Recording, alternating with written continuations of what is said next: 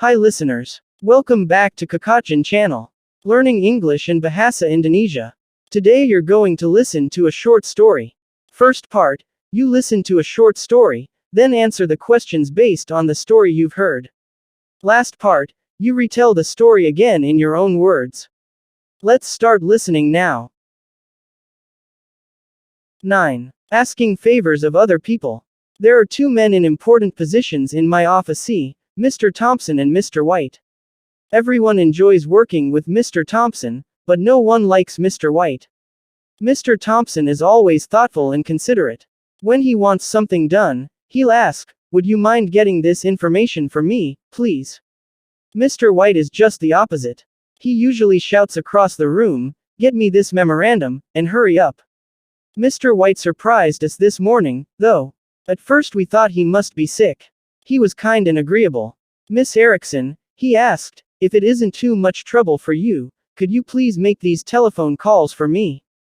June Erickson was astonished. Right after that, Mr. White said, "Miss Reed, would you be so kind as to open the window? It's quite warm in here." Then he talked to me. "I'd appreciate it very much if you'd mail these letters for me." We couldn't imagine why he was behaving so strangely. Should we offer him aspirins? Or had Mr. White changed his personality? The situation was soon cleared up. "Ladies," Mr. Thompson said, "I've been told that the president of the company will be here soon. He's very interested in the welfare of his employees and will have some questions to ask you about your working conditions here." Questions. 1. What kind of positions do Mr. Thompson and Mr. White have? 2. Why does everyone like Mr. Thompson? 3. What does Mr. White usually do when he wants something? 4. How did Mr. White behave this morning? 5. What did everyone think? 6. What did Mr. Thompson say to clear up the situation? 7. Which man would you rather work for? Mr. Thompson or Mr. White? Why? Now, please retell the story again in your own words.